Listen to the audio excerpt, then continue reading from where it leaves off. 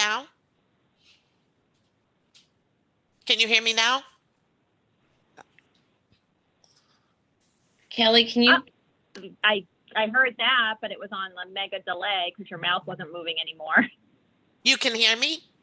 Yeah, you can. Oh, there we go. Yeah. Okay. Okay, so can I just check? Everyone can hear me? Yes. Yep. We're streaming live now. I heard that, but it was on the mega delay because your mouth wasn't moving anymore. Oh, April's on a delay. Oh, there we go. Yep. Okay. All right. That's, John, thank you. We're all because set. Kelly, I think, is unmuted. Okay. So can I just check? Everyone Okay. can hear me? Yes. Yep. We're streaming live now. I heard that, but it was on the mega delay because your mouth wasn't moving anymore. Oh, April's on a. Okay, now that Kelly's on mute, can I just check? Oh, April just disappeared, but Alicia, you can hear me okay? Yes. Okay, can't hear- and everyone can hear Alicia? Yes. Okay, great. Kate? Yep, I'm here. Awesome. Diane? Here. Great. Sandy? Yes, I'm here.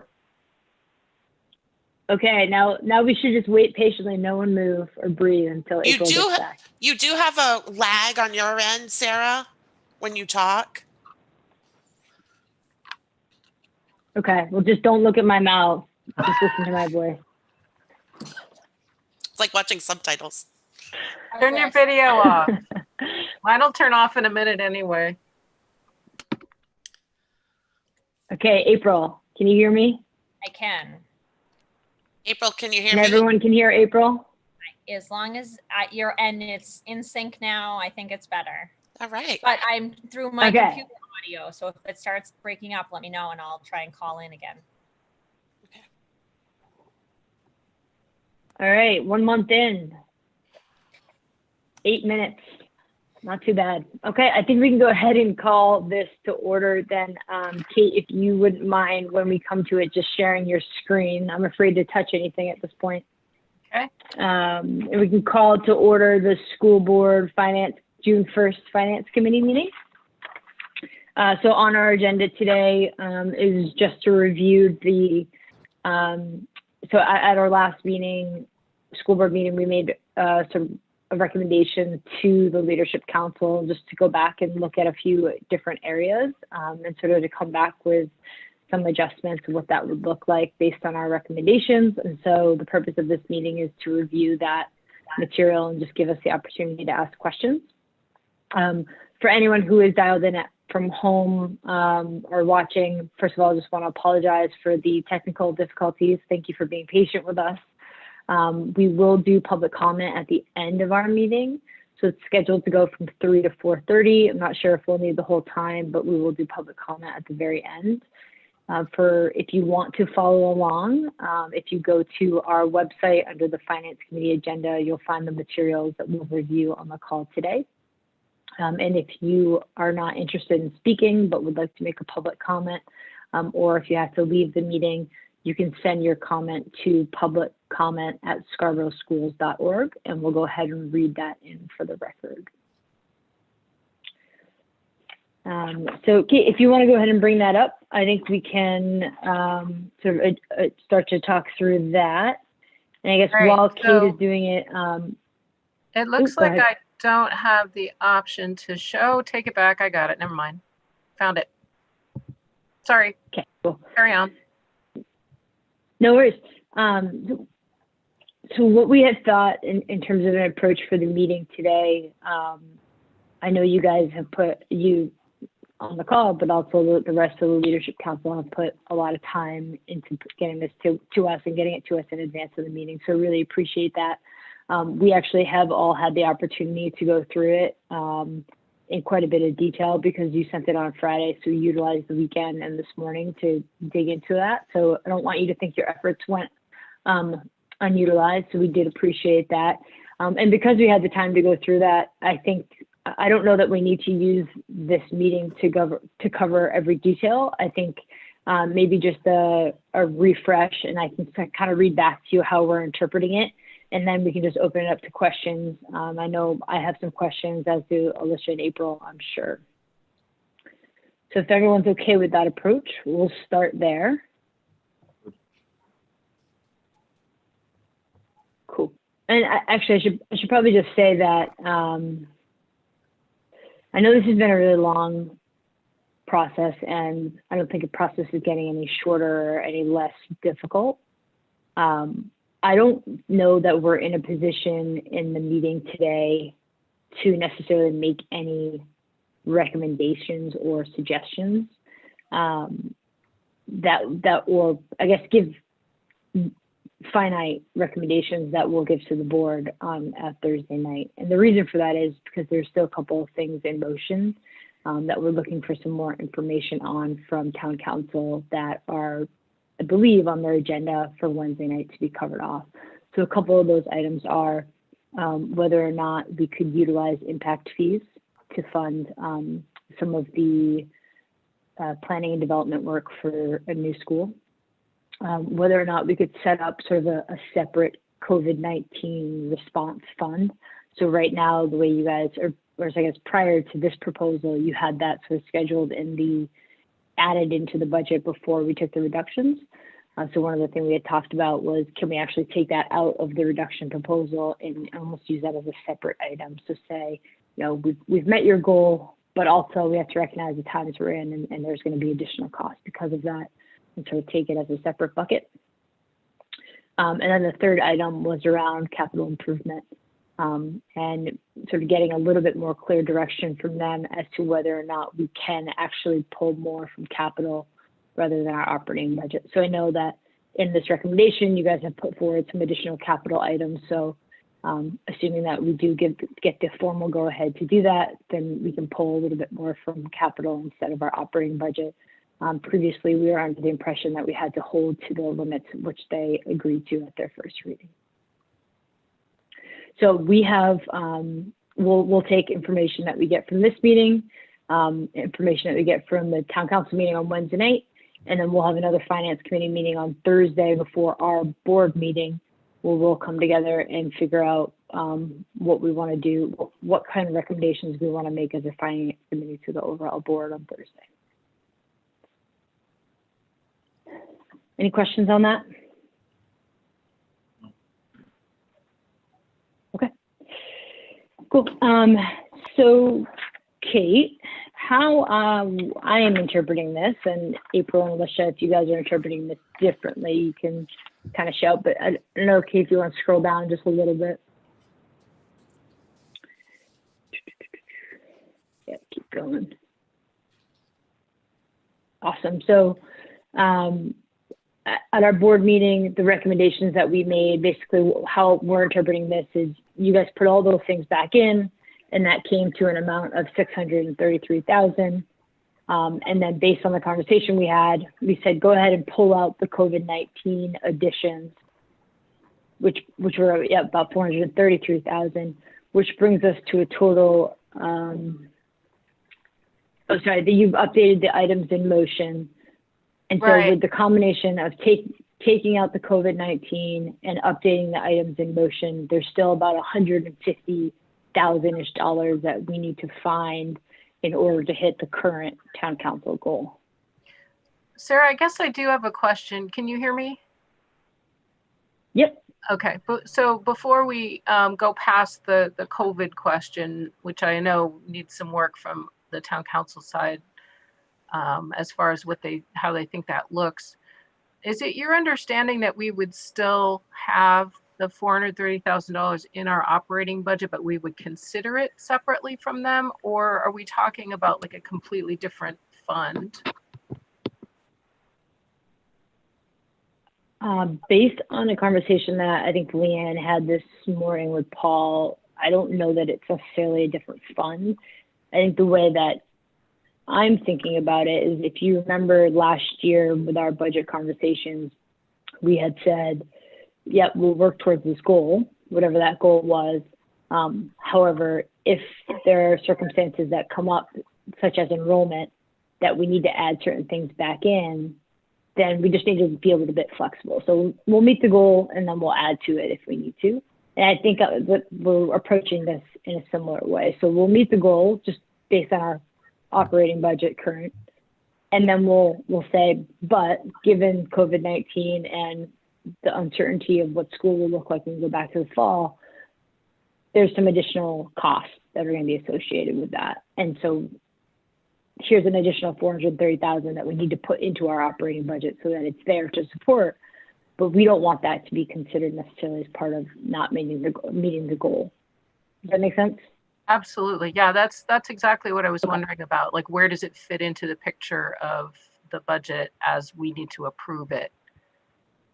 So it would still be operating budget. It would still be, appropriated funds, but it wouldn't be like oh, you failed to meet the target. Yeah, and I should be clear that this is not something necessarily that we've agreed with town council. We've discussed it with them and kind of given them the heads up that this is how we're thinking of approaching it because the cost is so significant, right? It's not like it's just $25,000. Right. Pretty significant. So, yeah, we'll present it that way and we'll see how they take it. Okay. The question that I have, if I can articulate it, is that when so I was in support of sort of separating that money out because I think it helps to show where we are in reality and that we need new investments in order to even get to baseline. But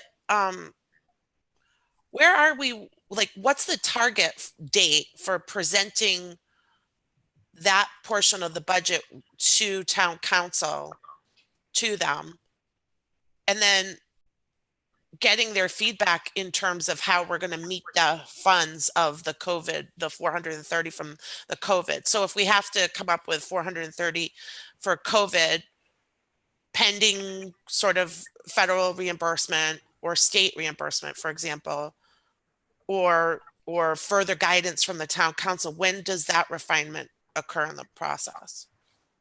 If you have to put the 430,000 into your operating budget and get approval for it that way, then you would want to do that at your second reading so that it's part of what the town council was talking about at their second reading. Because that would have to, if it's in your K-12 operating budget, then it has to go to the voters. So you would want to have that be part of what you guys approve for your regular general fund budget. To your point then, Kate, if that were the case, then would we have to find another $430,000 in cuts? I think what Sarah's saying is, here's our budget. Here's the $2 million reduction that we made in our budget.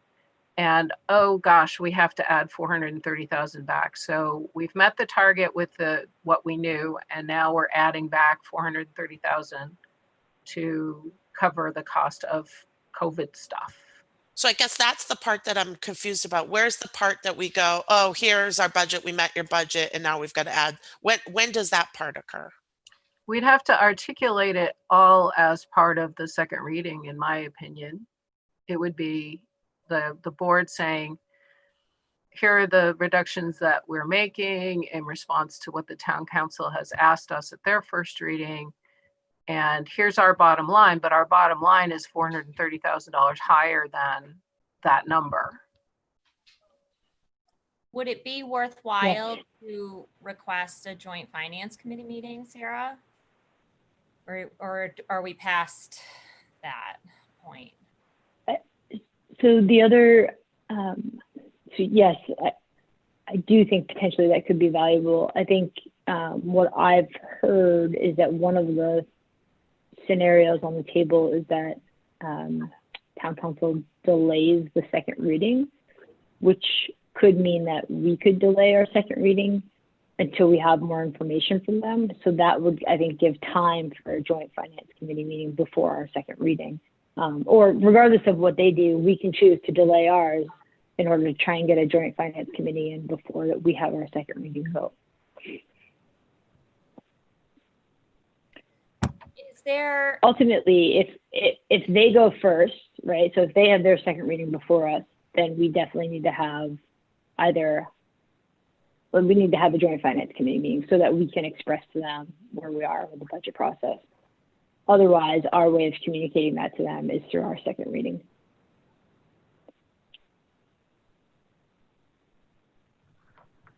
And what does that look like if it's in our second reading and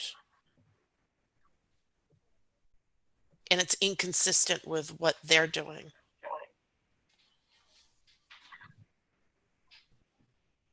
I think I don't know. I think we could craft it in a way similar to how town council kind of crafts some of their language, and just be really clear and say very explicitly, like, this is what the school board is approving at our second reading. We are approving the budget that was given to us by the town council at the first reading to meet the 2% goal, which now it's like we've seen so many different versions of the budget, but it's roughly that $2 million reduction.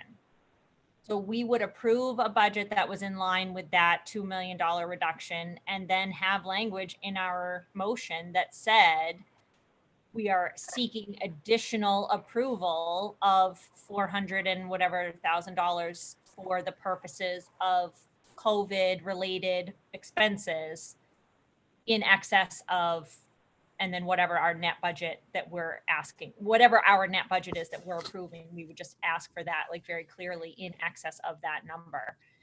And what happens if they reject that?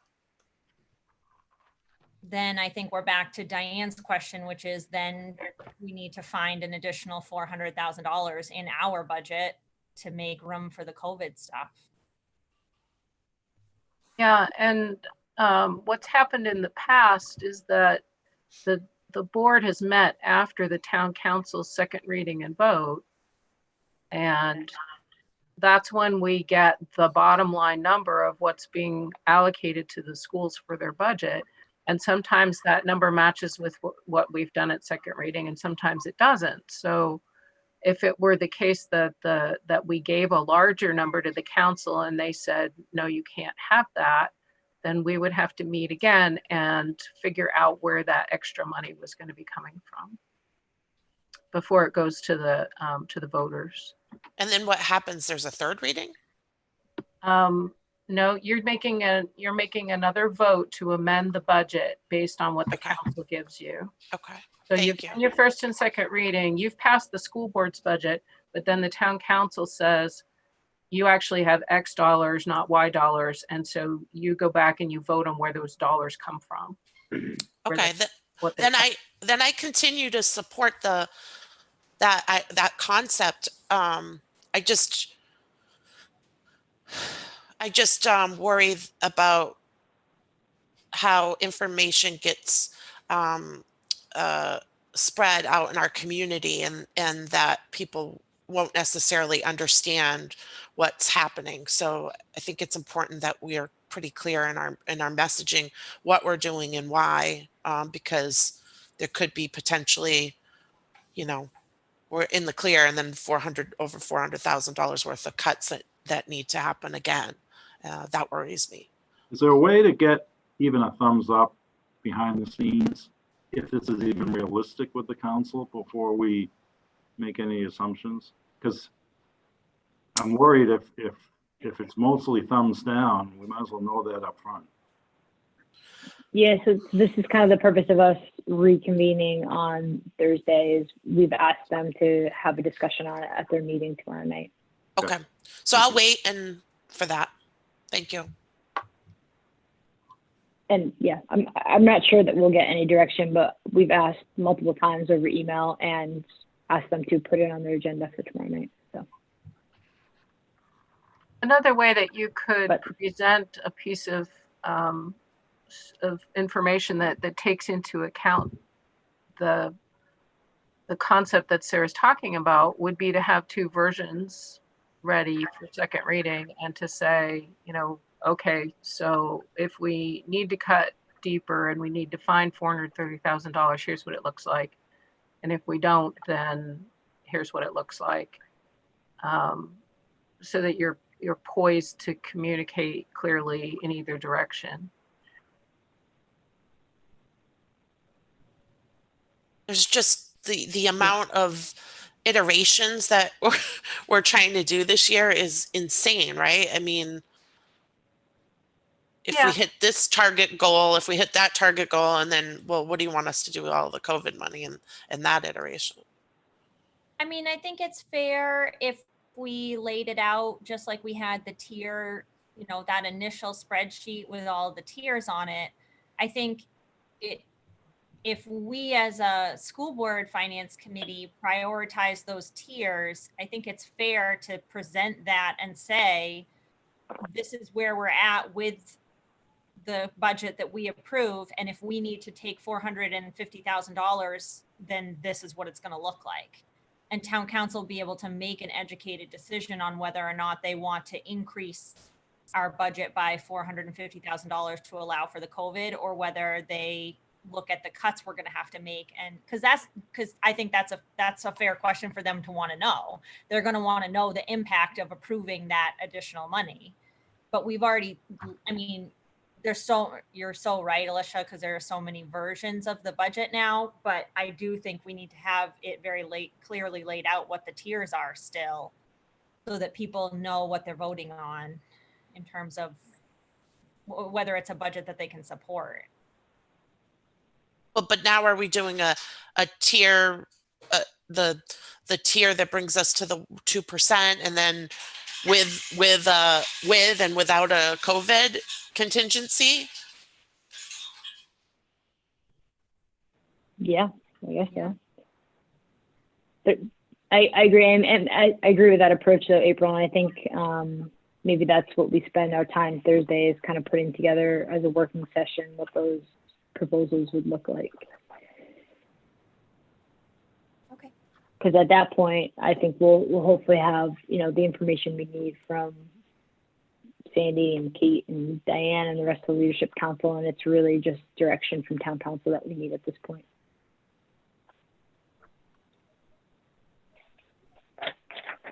I did a scroll of the attendee list to see if any of them were on, but it doesn't look like it. So. I know this is going too far out on a limb, but if the council postpones their second reading, does that impact the referendum date? No idea. I can't imagine that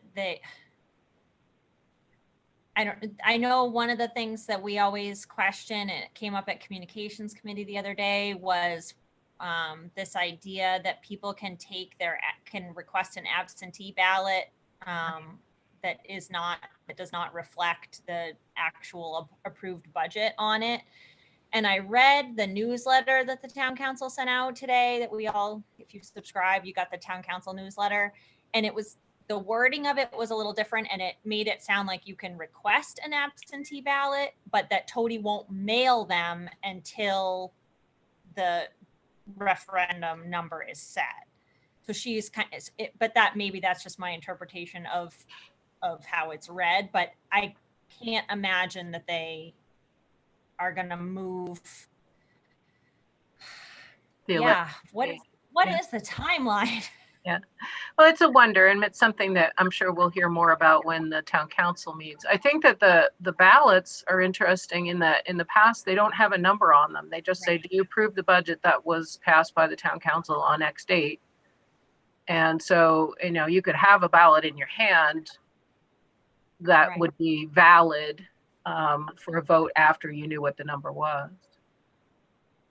Yeah, I'm sorry. That's kind of a diversion, but it's a wonder for me. If we continue to postpone the votes, then what happens at the end game of all this?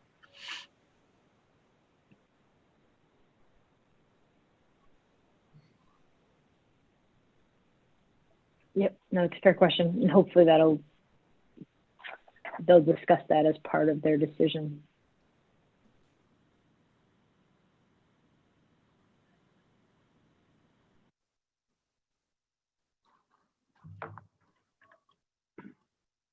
Sarah, I think we lost you there again. I don't hear her. I see your hand moving. Okay. Then is that we asked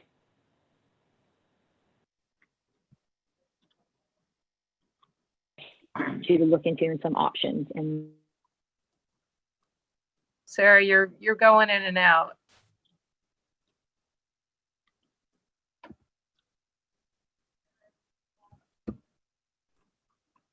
Is it me or did I miss? more detailed start firing off questions if we have. I cannot hear Sarah either. I can't either. Sarah, we've lost your audio Okay. again. Okay, it looks.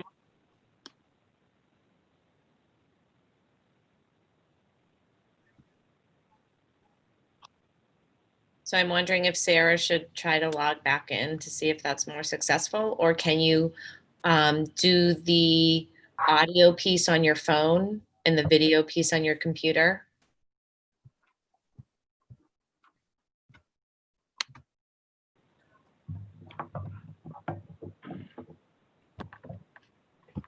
I don't know if she can hear you. I can hear you guys now. Oh, good. Hey, there you are. We can hear you. Sorry. We missed a big piece of important stuff because your hand was moving, but there were no words. I was moving. Your hands in your mouth, No, but no I was- words were coming.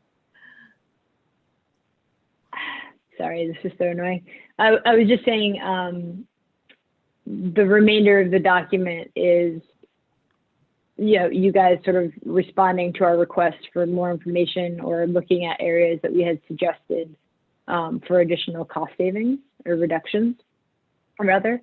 And so I just was asking April and Alicia if they felt that they needed any further discussion or for you guys to elaborate on any of those areas, or if you just were comfortable opening it up to questions. I was going to throw out two things. One is that we didn't include any bonded items on the list for consideration, but there has been a lot of conversation about the high school STEM lab. And so there's a story about what that is, what that project is, and why it was requested. And then that leads to the facility storage space for the stuff that's in where the lab belongs. So that was one piece I wanted to make sure that you had noticed. And then the other thing was that, you know, we can go back through the full capital budget and find other things and talk about those. And Todd's ready to speak to whatever's on there in his area. And then the other piece was that just before we met, we got this really cool new spreadsheet from Sean Bushway from Power School. And I linked that in at the bottom here. This is page 8 of enrollment and class size data by phase. And he charted it out with the individual classrooms. And I thought that was some super useful information. So that's in there now too. Before we dive into this document, I just want to make sure it's hard. It's so detailed that I think this is a hard document on the screen that people know that they can access it on home if they go to the standing committee's finance link and then supporting documents. It's posted there so you can follow along at home. Very good point. Yeah, it's there's a PDF on there that's posted, but it also includes all these links. So this is what we're looking at is a live Google Doc that you can click on the link and open it up. But if you're reading from home, all of those links are just at the end of the document, so you can still see them. So to answer your question, Sarah, I'm happy to just dig right in because I've reviewed the document thoroughly over the weekend.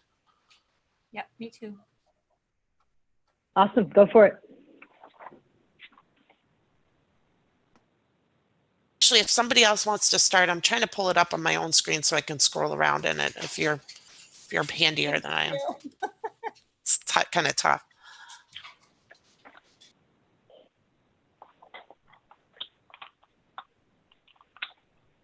Yeah, I guess one question I had, Kate, and this relates to your point about the facility garage for Todd.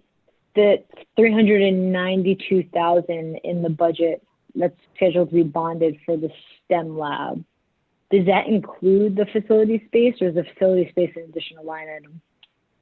Facility spaces is a separate line item. It's under facility support equipment, and I believe it's 250 total.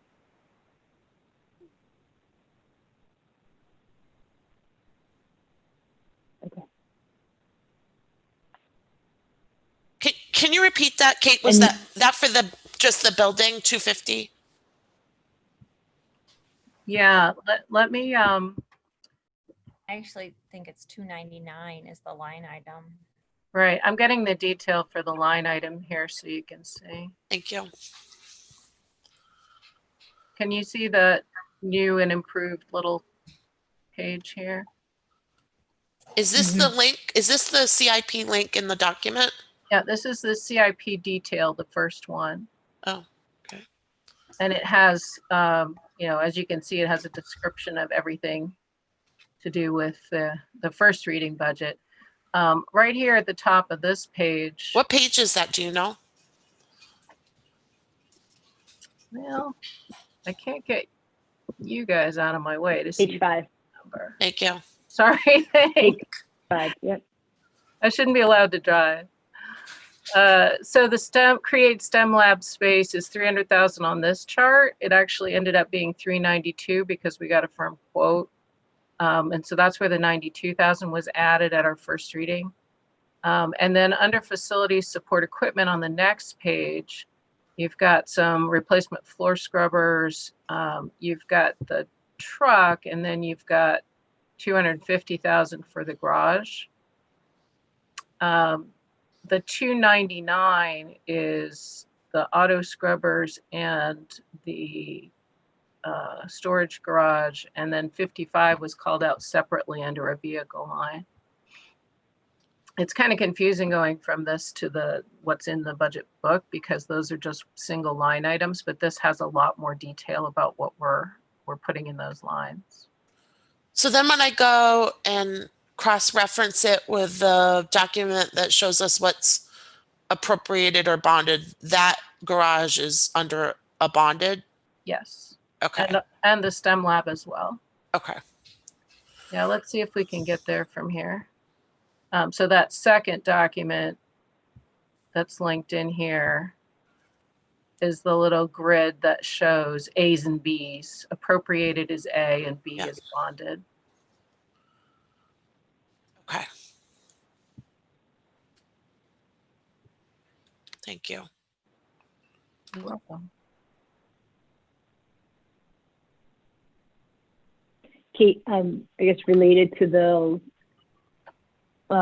CIP budget, we had talked about that long-range planning line, which is scheduled to be appropriated, which currently has $100,000 in it. You know, if we were to continue, if the board was going to continue to move forward with the project for the school, we would actually need to add money into that in order to have sufficient funds to fund this project, to the tune of about $275,000 more dollars. The question I think for you is, even if, you know, the town council or some folks on town council have suggested that they may look to combine some of the big school, some of the big town projects, so school, community center, and library into one, and sort of pick them all back up as one and move forward. But kind of regardless of whether that happens or whether we decide to move forward on our own, the need for the school doesn't go away that just because we're in a pandemic. So, but if we're not going to use that project next year, we need to make a decision as to whether we keep that $100,000 in there.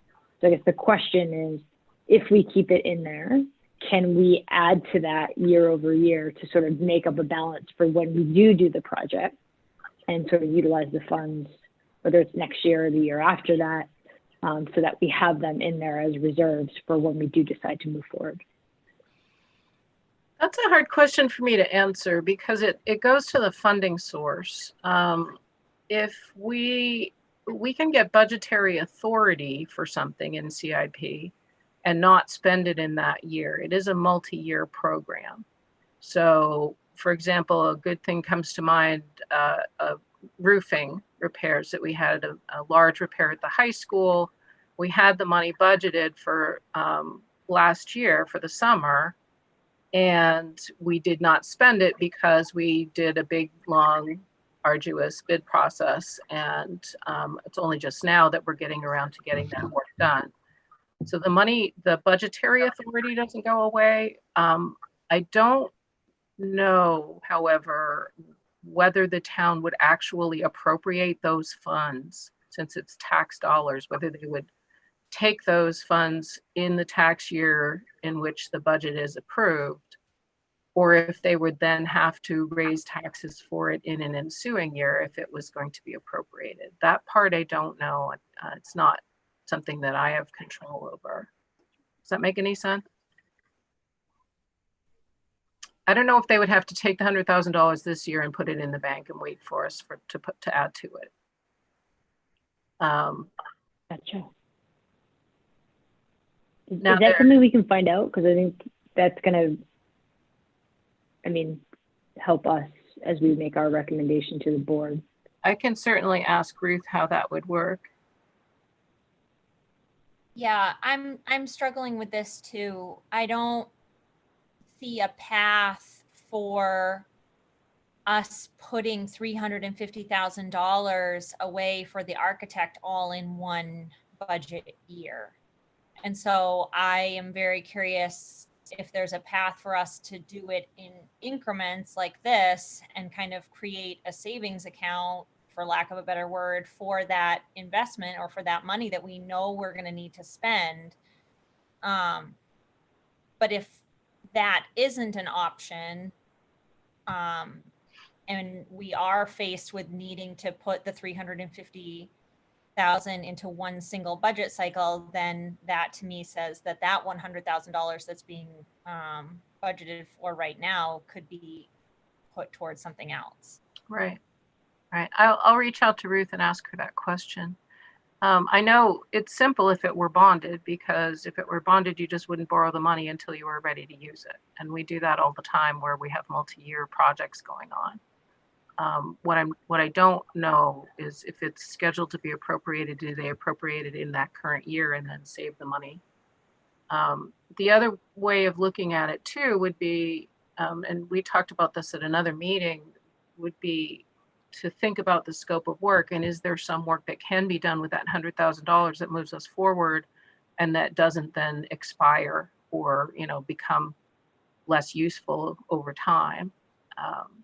And I don't really know the answer to that. That's something that the building committee was thinking about. But I'll find that out. Find out about the funding piece.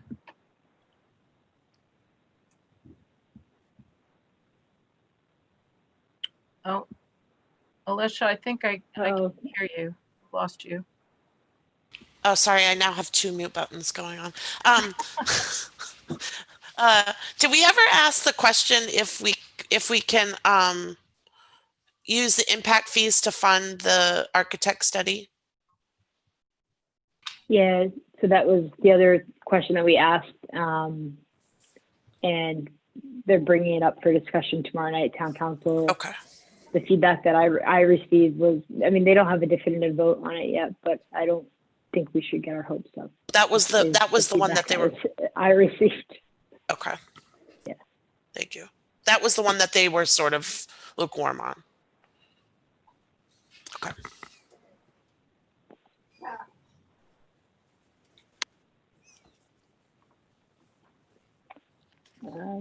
April, Alicia, what other questions do you guys have?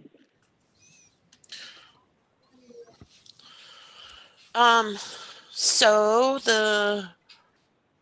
let me pull up my document. The most feedback that I've gotten from the latest round is about the assistant athletic director. Same. So that's on page, 6? Yeah. Is that, so that position is called an admin assistant position, but it's just referred to as the assistant athletic director. Is that right? Are they one and the same?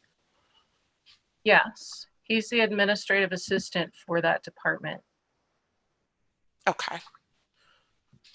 But when people refer to the assistant athletic director, they refer to him. It's one and the same person. Well, there isn't another person. I'm So, just asking because I just want to make sure that I understand who's who. yeah, I don't mean to be snarky. I haven't heard that Okay. expression used.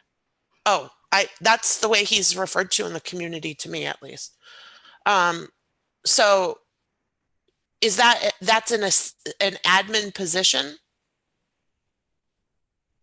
It's an admin support position, I guess you'd say. It's he's in the same category as the central office administrative support team. So like payroll specialist or special education admin assistant.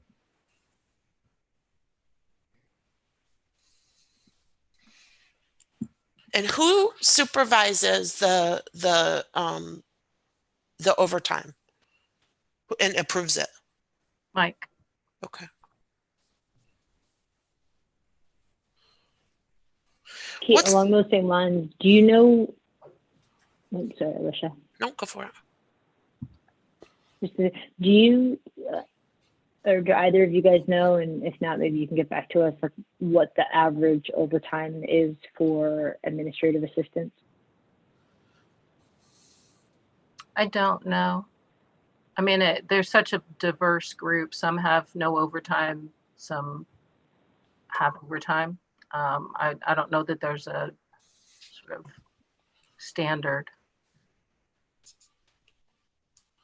Is that under like are they all under like a bargaining unit? No, they're among the handful of us that don't belong to a bargaining unit. Central office administrative staff and central office administrators don't have bargaining unit. So their overtime pay is the same, or it could differ depending on the person? They have a salary table, and their wages differ based on the person. So their overtime differs based on the person. So that's not a salaried position? No. There's no overtime in salaried positions. Right. That's why they give them to us. That's why who gives them to you? People who want us to work longer. I'm being sarcastic, Alicia. Oh, I know. I mean, I'm a salary employee and I work a lot of hours, so I just am trying to understand how many of those individuals do we have on the payroll that fall into that are, because what I want to flesh out is who's getting overtime and it's just showing up under payroll as part of their salary, and so it's unclear what their salary is versus what overtime is. So I wouldn't be able to tell you that off the cuff. I could tell you what people earned, like I could give you last year in that group. And again, it's a very diverse group. So it would really vary depending on the position. My guess is that we'll find that the overtime that's budgeted for the athletics department is going to be the most significant because of the fact that they work nights and weekends, and most of our other specialists don't work nights and weekends unless they're asked to do a specific task. So can I ask to get the, and maybe I have to do this through you, Sarah, the either the total breakdown for overtime in the district, like what those positions are so that we know, or in the athletic department? I don't know what others feel about that. I would like to know at the very least what the impact overtime has. And if, like, forgive me for, this hasn't come up before, but I didn't realize that we had employees that were getting overtime. And is that something that could be furloughed? I mean, can we say absolutely, or curtailed, whichever the correct word is, is that something that we could absolutely say no to for the FY21 school year? Or is that, something that is, like Sarah said, Kate said, is a product of the hours that there are, on nights and weekends. But if they have a number of hours that they're expected to work during the week, that seems to me that it could be adjusted to account for the nights and weekends, in order to put a stop on paying overtime. That being said, I'll be honest, I'm uncomfortable because this is a specific person's position that we're discussing. But furthermore, just I'm having a hard time with almost $80,000 for a position that could be a classroom teacher. And we're making some really hard decisions this year. And this to me is a very large expense in salary. So I'm hearing a couple of things. One is, are we allowed to not have overtime? And of course we can say, you know what, we're not going to have overtime. And if the work doesn't get done, then it doesn't get done. You need to stay within your scheduled hours. There's a couple of issues around collective bargaining with the food service staff have a special rate that they get paid for doing catering after school hours. Custodians have a seniority list and call time, and bus drivers as well, if they're driving trips, are entitled to seniority lists and overtime. We can take a look at what that amounts to. And I think it would be probably a question that we would want to look into the individual contracts and see what the impacts might be. But in terms of central office staff, which we just said doesn't have a collective bargaining agreement, we can say today there's not going to be any overtime available for any of those staff members. And if there's work that needs to be done, then someone else needs to be doing that. That isn't going to get overtime for it. Can I ask this question? What is it? How is it organized so that we have these hourly employees versus salaried employees? Well, wage and labor laws specify certain restrictions on who can be salaried, who's an exempt employee. And that's state and federal labor law says that unless you have these certain characteristics of an executive position, you have to be paid hourly. So it's things like supervising other individuals. There's a salary level piece to it, but there are some rules and regs around who can be salaried. So a classic example is the superintendent's executive secretary gets to be salaried because she has to come to all the board meetings and she's getting overtime. Well, you really can't do that because that's not an exempt position. It's not an administratively exempt position under the law. So that position actually sounds to me as though it might fall into a salaried position. That's why I was asking that question. There's no direct supervision by this individual of other staff. Okay. Now you could decide that you want a salaried position that is an administrative position in that department or in any other department, and you could add that person and say, this is a salaried position and you supervise these people and these are the ways that you get to be a salaried person. But it kind of sounds to me like we're trying to go in the opposite direction from that. That we're trying to make it more of a classic administrative assistant position that doesn't have overtime. Yeah, I guess I'm just trying to avoid, I mean, in my mind, if that had been a salaried position, we probably wouldn't be in this quandary now. So I'm just trying to think about that as I'm trying to understand the positions moving forward, what makes sense moving forward, because that could have been capped off, I think, if we had that. Yeah.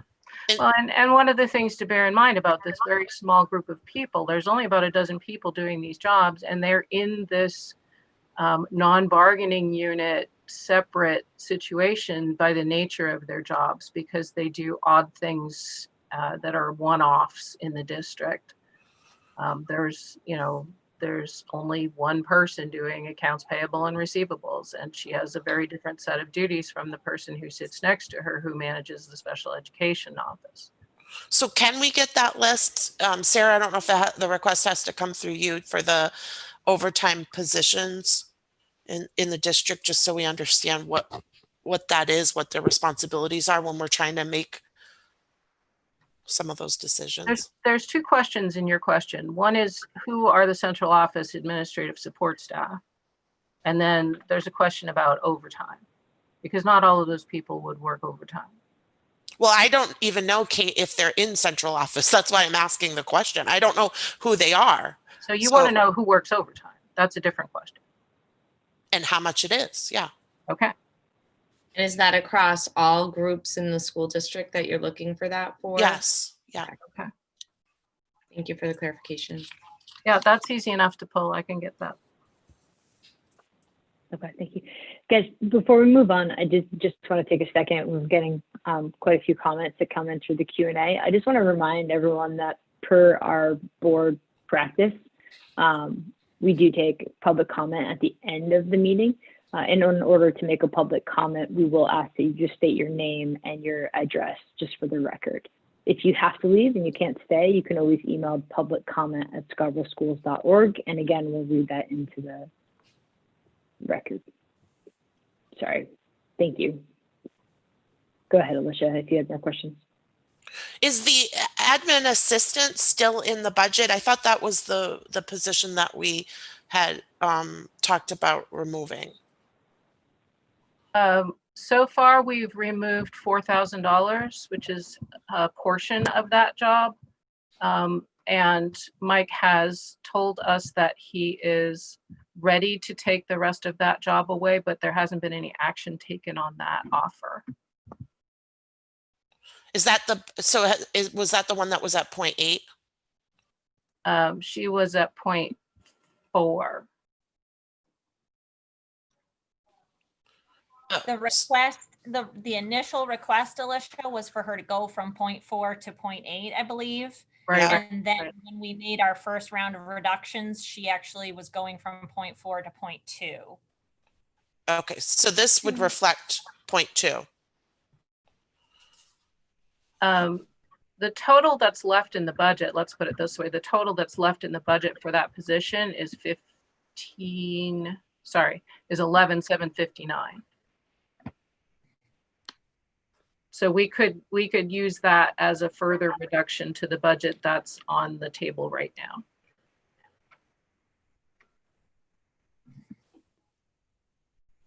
Bill, do you want to go ahead and ask some questions?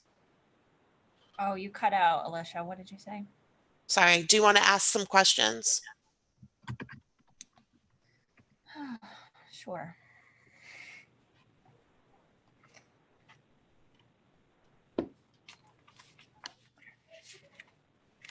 So, Kate, one of the things, first, I'm struggling because I don't have paper.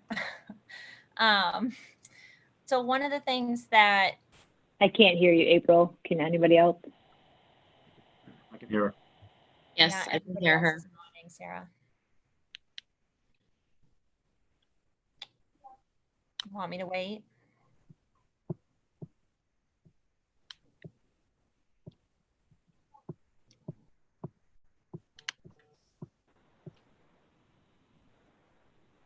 Who couldn't hear you?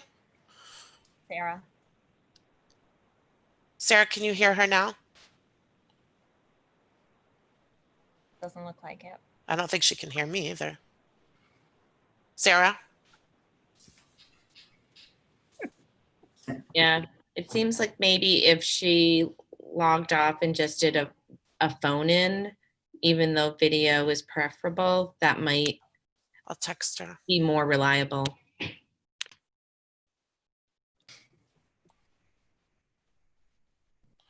I'm wondering if it's her headphones. She generally uses them. Right, true.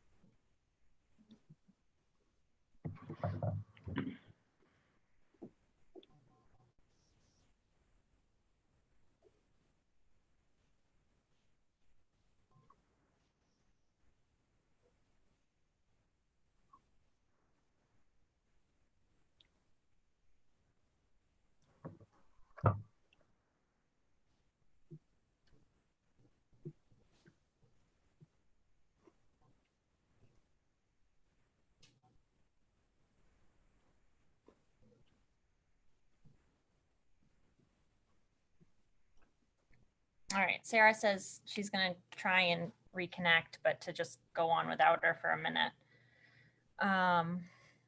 So I have a little bit of apprehension about that because she's the chair. I feel like my next request probably needs to go through her. But in the interest of moving all of us forward as a group, I'm feeling a little bit of information overload and not, and I like this. Like this is my preferred method of being able to look at this so that I can say, okay, if we make X, Y, and Z reductions, this is the impact on the net budget. This is the impact on our overall tax request. And this is what the, proposal that goes to town council, and this is how it's going to impact the mill rate. And I feel like because we've dug so deep and we've had to make so many requests of you guys, that a little bit of the prioritization, I'm not sure that we're all on the same page. I don't know. I'm not sure that the committee itself is on the same page. And I'm having a hard time looking at the information that you gave us on the document for the weekend and inserting it into the tiers, for example. Do you guys know what I'm saying? Do you know what I mean? Yes, because that was my question sort of about the 0.4 position where, where does that come into the tiers? Right. And so it's our job as the finance committee to set the priorities and let the leadership council know, let Sandy, by extension, the leadership council, know what our priorities are, and then to ask Kate to help us put that into a document that we can present to the rest of the board. But I just feel like everything is a little bit scattered around. And so I'm wondering if, as a finance committee, do we now need to look at the information that was given to us on Friday, which is this document that Kate is sharing, and say, okay, yes, we would like to see these cost savings inserted into the table that Kate created, and just go through the list and say, no, I can't support that being included in the cuts, or yes, I would like to see that included in the reductions. Because right now I feel like we have all the information we could possibly need. Now we just have to make our choices. And it's our job as a committee to put that forward to the board in a way that I'm confident that they believe that we've asked all the questions and that we are making informed choices. But I still don't know what this all looks like now in order for it to all come together and say, okay, this is what the school board's finance committee's tier 4 recommendations look like. And here they all are in a big long list. That would be great, I think, because we tend to flounder it just a little bit. That's very natural. But due to time, I just wonder if we could at least get to that point tonight, if possible. Okay, well, I'm glad my instincts for what we need what we need to do are in line with yours, Sandy. Sarah and Alicia, what do you think? Like, how is the best way to move forward now and say, as a committee, these are the reductions we would support seeing move to the top of the tiers? I think that, oh, sorry, Sarah, go ahead.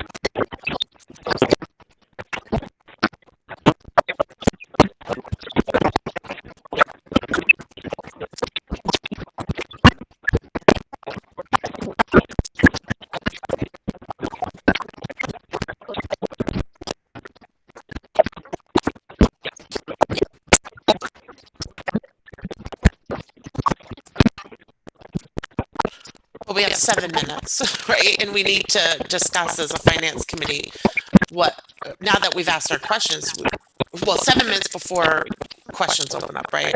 In theory. And so we need to have the discussion about collectively what our thoughts are.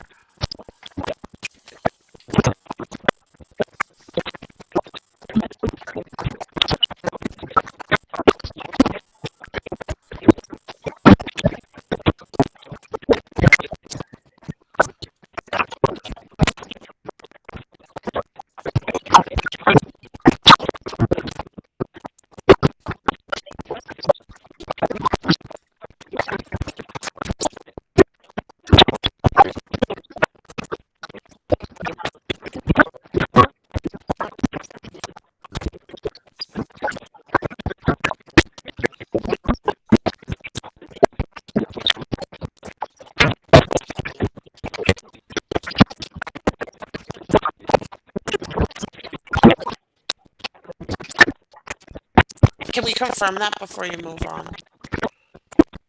So those are the 2 positions that are already in the tier 4 reductions. Mm-hmm. Is that what we're talking about? Yes. Okay. So yes.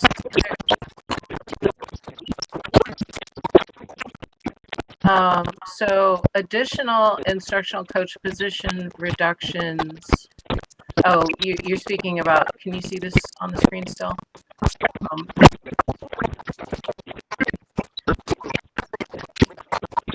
So you would take 2 more instructional coaches as long as they didn't bump an existing teacher.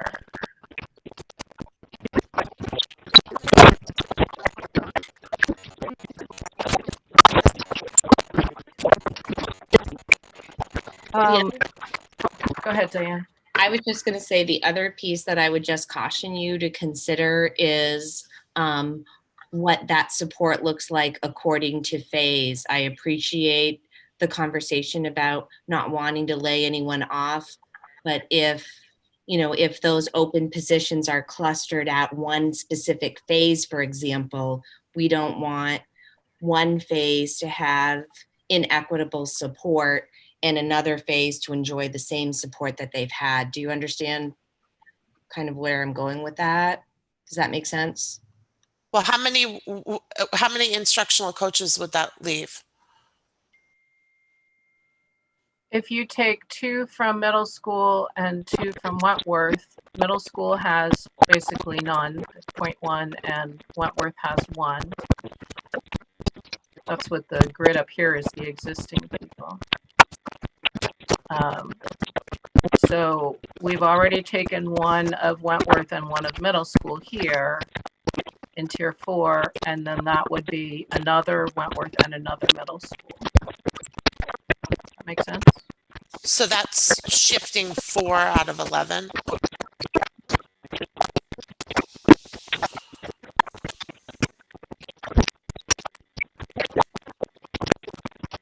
Where are you getting 11? Wasn't 11 the number for the instructional coaches? For the whole district. Right. Well, I think Diane's point was that if you make those moves, then you may have some inequities. And so I was just trying to figure out, we'd have. Right, like the way I'm looking at it from what Kate is saying right now, Wentworth would be losing 2 coaches. And so Yeah. that would be significant for one specific school. Mhm.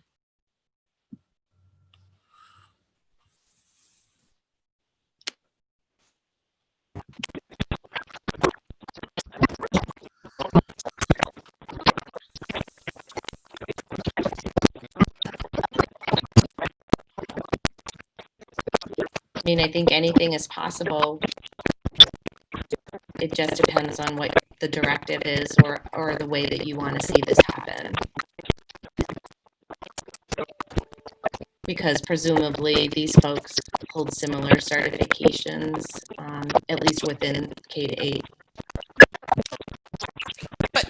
But the question, I guess, to circle back, Sarah, you were making sort of your statement of where you were currently, and you indicated that you could support the instructional coach reduction or shifting, if it was a shifting, is the way I understood it. And my question was, is that in fact a shift, meaning that we're not going to lose any jobs? And so I think what I understand is the answer is yes, and we're still retaining over half of the instructional coaches.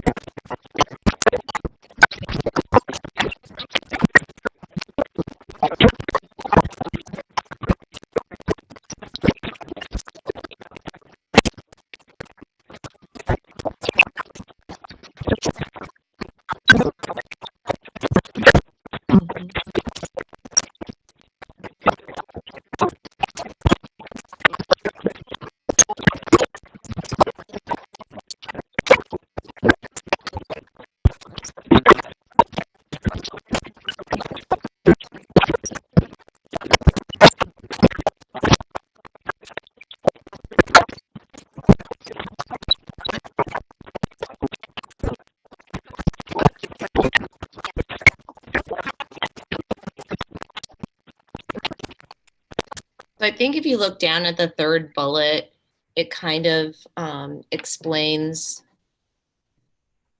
the thought process behind this number. So the new position would be at $81,000, which is that target number that we utilize for teacher positions when we think about hiring new teachers, because we have to take into account benefits that people might choose, whether they choose individual benefits, family benefits, etc. Oh, Kate, you had it and now you've moved it. Come back to me. And then because we're trying to encapsulate the critical pieces of these 3 different roles into one, we would have to carve out some of this into teacher stipended work, such as the piece under the library media specialist to do. And again, you can see the bulleted list of the things that that need to happen. I'm happy to bring Monique in to also speak more to this if you would like that. Wait, I don't understand. So you can't just pay them $81,000 for this new position? You can pay them $81,000 for a position, but as you all started the conversation with, there's a whole lot for one person to now do 3 people's work. Yeah.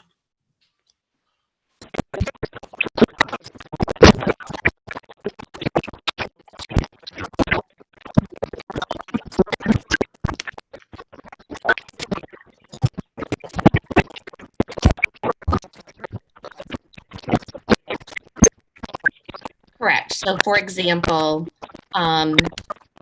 one of those people right now holds a library media specialist certificate. We probably would be hard pressed to find a 3-for-1 person who is that credential holder.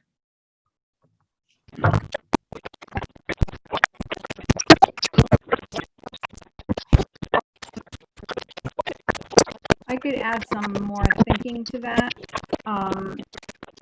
What we were trying to do is to leverage as many of these pieces as possible. As Diane said, it is going to be quite challenging to find one position. But in terms of the library media piece, we talked about several different ideas, whether that be additional funding, whether that be adding days to the library media specialists fall under the teacher contract, adding days in order to accomplish those tasks to their contracts. We just don't know what that might look like at this point, depending on who and where they are in the salary range, how much that would cost. And in terms of that new position, that is the estimate that we use with all new positions. And so that is to make sure that we have enough funding available. So that includes salary and benefits. And so we would be asking someone to do those pieces or have those responsibilities, but get paid less. And most likely it would be a central office staff position rather than a salaried position, which that was our thinking anyway. I don't know if that's helpful or not. Right, and for the position, do bear in mind that it's not an $81,000 salary. That's a combination of salary and benefits. So we would be trying to do more with less in that position, and those pieces, if they're unable to be done, they sit. Things just take longer to accomplish.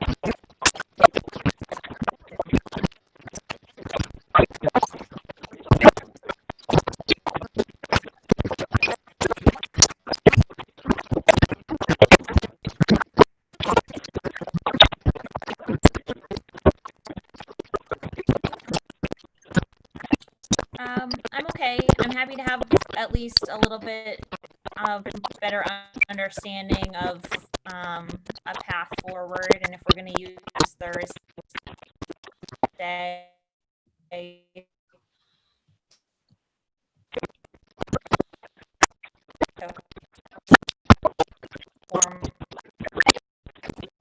formalize our recommendation questions, and hopefully they give us a little bit more clarity.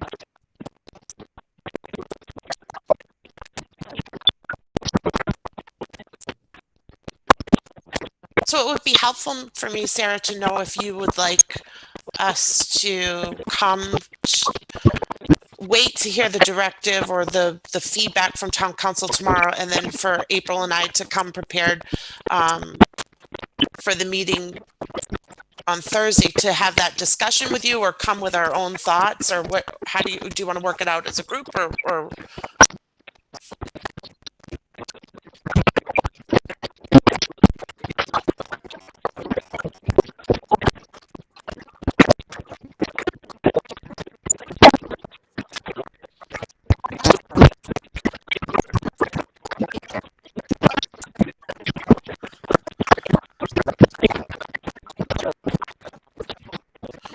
my concern about that is that if it's the 2%, I think that's easy, and then if we start getting the COVID stuff and that's different, then that's going to be a whole different conversation that I don't know that I can formulate in a day or 2 days. Well, actually, it will be a day because we'd get the information tomorrow. So I think my plan will be to get as much as I can for the 2%, if that's okay. Okay.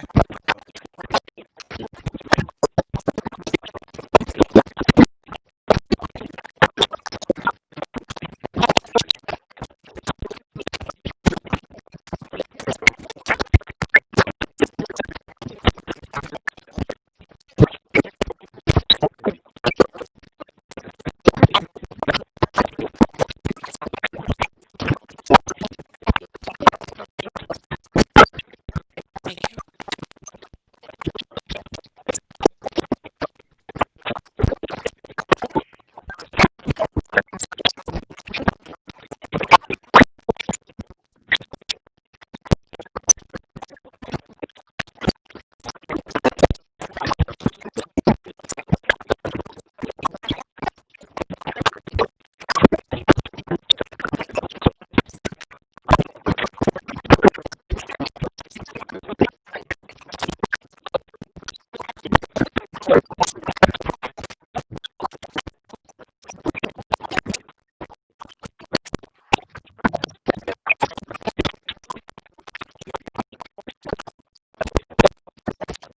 So the first person that's listed is Brianna Kelman. So she should be on. Hello, can you hear me?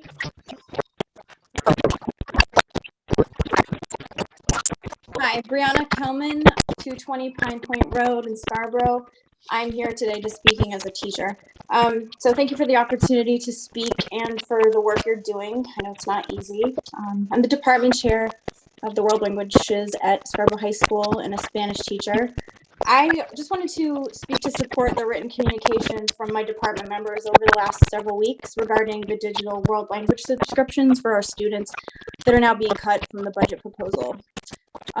It's important for me to say that we're not frivolously making a budget request to ask for a shiny new curriculum when we know resources are scarce. We're asking for this funding to provide continuity of essential digital resources for nearly 1 in 4 students at Scarborough High School. These resources empower students to learn to practice all modes of communication, listening, reading, writing, and speaking in the Spanish language. And they also aid teachers in delivering a quality foreign language experience. So we've relied on the digital learning platform for almost a decade, and those licenses are now expiring. We simply do not have other resources for students to fall back on. So loss of access to this platform will be devastating for our Spanish program. It's especially important right now as distance learning and teaching probably are going to be a part of our lives into the future. Having a digital platform available is how we were able to deliver curriculum for the last 3 months of this school year. In my most recent communication sent this weekend, my colleagues and I shared with you some data that demonstrate and support why subscriptions for the online platform are necessary for students to continue achieving in our program at a high level. So we're asking for your help to maintain the current strength of our program, offer students tools to learn and teachers to do their jobs. And hopefully you'll consider all this information that we provided to you when you're making your final decisions. So thank you for your time with that. And as an aside, I just wanted to mention that the document that you have, the FY21 budget review document that you've reviewed today, lists the requested amount for Scarborough High School as $18,750. However, the current request, there's been a couple iterations of it, is currently at $9,660 and provides materials for students in just Spanish 1 through 3. I just wanted to clarify that for you. Thank you. Thank you.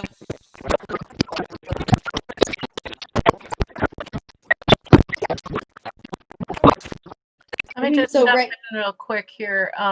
What was in the budget right now is the 18,750, and we have Bree's new amount of 90, whatever it is. I think it's a reduction of 90,000. I wish it was of 9,000, which has not been booked yet, because again, these are all decision points. So what you're seeing with the 18,000 right there is what we have in the budget today. And we can certainly make that adjustment as part of our discretionary fund reductions. Can we That put that original- in the items in motion chart? Yep. That original,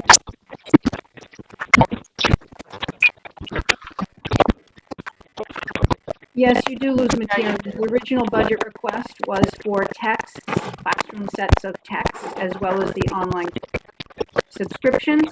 What Bree did in working with her department, they said we will forego the student texts this year and only use the online.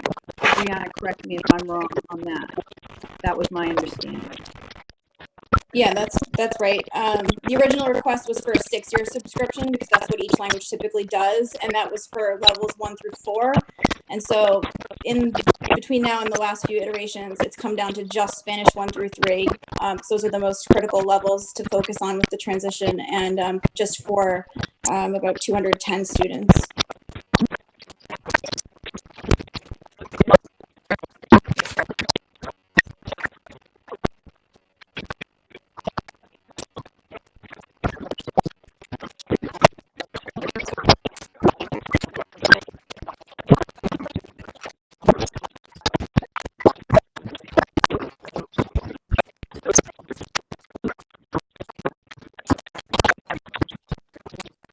I did bring that person in.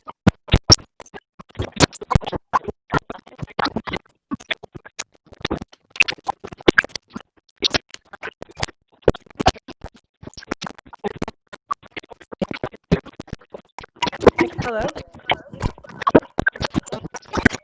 Oh, great. I have the phone line open, so I'll disconnect that. There's no echo. So thank you for the meeting today. It was very helpful. My concern is that I'm not in the town. I'm a resident. And I think that I would like to know if you can just talk about the pandemic for 2 minutes. Okay, like 60 seconds of your time. Can you hear me okay? Pursuant to our policy, could you please state your name and address? Oh, Ann Pillsbury in Scarborough. And my concern is that I think that the school budget should be revised to add IT security folks, 2 or 3. A lot of people right now are hacking schools, banks, businesses in the U.S., people from this country as well as overseas. This morning, for example, the American Humane Society website was hacked and some Japanese thing was up there.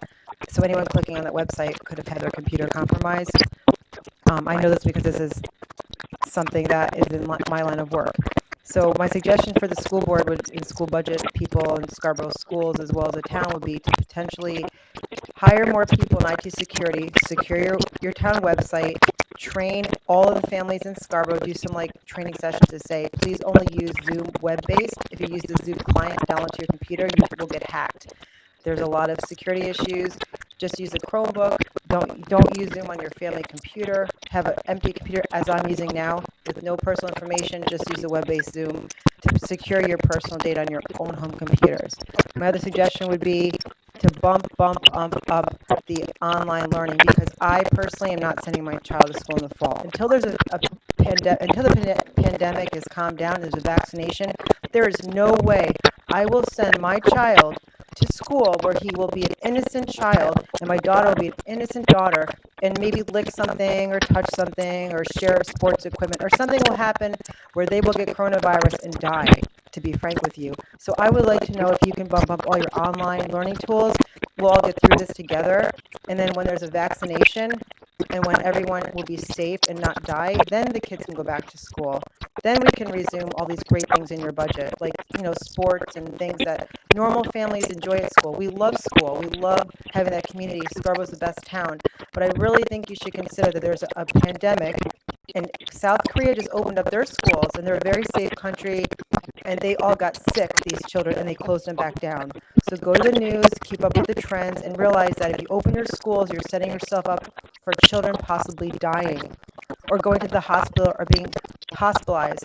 So I think you also should think about adding some more nurses, adding some doctors, adding some medical staff to your school budget, because that's what's going to happen when these children get sick. And that's my comment. And I'm not sending my children to school, so I'm trying to look into home-based school options through Scarborough School District, since that's where we live, until there's a vaccination or a vaccine.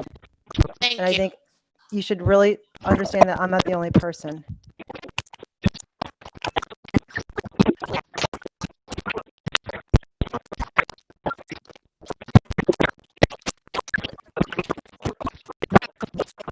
Sure.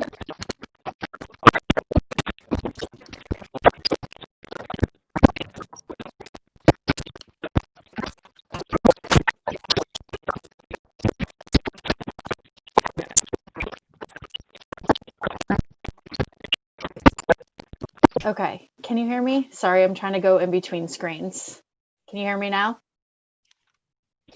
Okay. I came into the meeting a little bit late, so I apologize if this has already been covered, but I did have two questions about the form or the information that you posted that I'm hoping someone can answer for me. So my first question is on page 9 of the document. It says, in the category that says potential actions to consider, there are 3 boxes at the end of that: reducing funding for curriculum investments, reduce funding for administrative positions, and reduce funding for instructional coach positions. And I noticed they were blank. I just was curious as to, are those things that we're not looking at any more reductions from, or just wondering why those were blank for potential more actions to consider. And then my other question before I forget, is on the next page, you talk about capital, or the capital improvements budget is presented. And I was just looking at the priorities column. There's a lot of stuff here, and they all have high priority. Are these things, because they are high priority, either put in for whoever put them in as high priority? Does that mean if you are, quote unquote, allowed to look at these CIP things, we're not going to look at anything labeled as high or medium high priority? Because I know that at the last school board meeting, one of the things that was discussed was looking at the CIP stuff, and some of these things were mentioned at both town council level and school board level, but I'm just seeing high priority across the board. Does that mean someone has determined that if the CIP can be accessed and, I guess, manipulated, for lack of a better term, that because of these have been labeled high priority, we're not going to consider them at all? So those are just two kind of questions or wonders that I had when I was looking at this document. So thank you.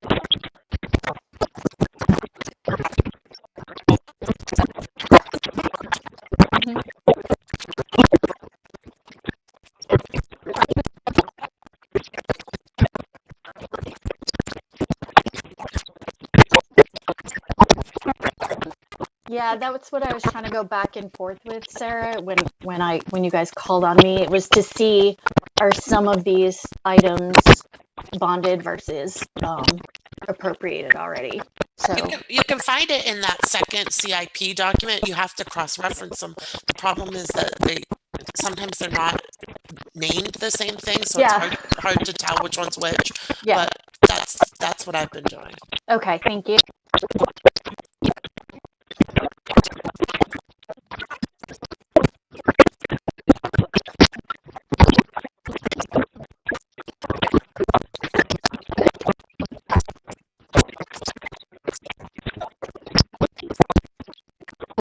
That's my understanding. And also, just so you know, I mean, all of this is an opportunity to take a second swipe look at anything that is in the budget. So even though we may call things high priority or low priority, it's always good to go back and review, and there can be things that could be added or taken out. So it's a starting point. It helps us get organized, but it's not locked in necessarily as a high priority that's going to stay necessarily. And I appreciate that. I think that I personally just need to hear that over and over and over again, because I will get back on my soapbox. I need people and not things right now. So the more I hear that, the better I feel about this whole process. So thank you for going through that again. Thanks.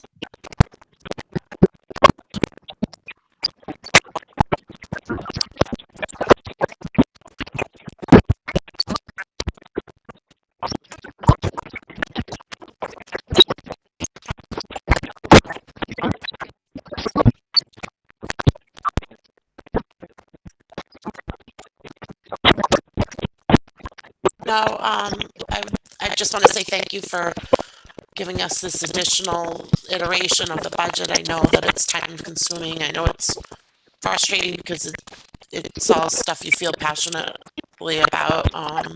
And so it's difficult, and that we may not be on the same page. So,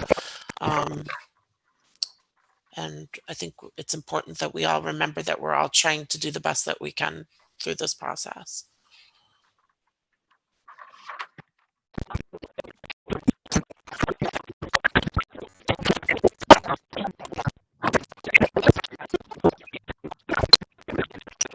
Have a good night.